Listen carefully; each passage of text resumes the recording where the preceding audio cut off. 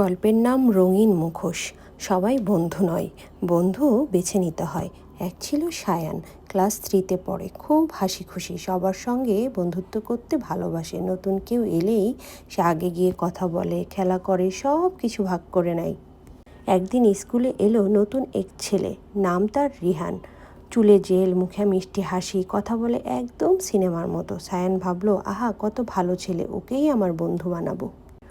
প্রথম কয়েকদিন রিহান সব সময়ই সায়ানের সঙ্গে খেলতো, গল্প করত, কিন্তু ধীরে ধীরে সায়ান টের পেল রিহান আসলে একটু দুষ্টু।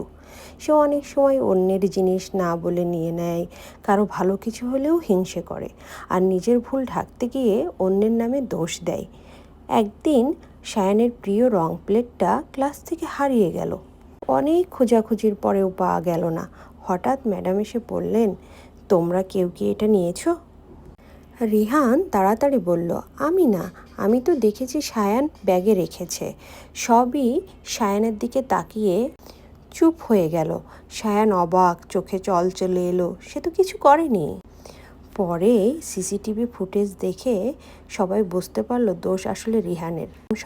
ম্যাডাম সবাইকে ডেকে বললেন, মিষ্টি কথা বললেই কেউ ভালো বন্ধু হয় না। যারা মিথ্যা বলে, দোষ চাপায়, গোপনে অন্যের ক্ষতি করে, তারা বন্ধুর মুখোশ পরে থাকে।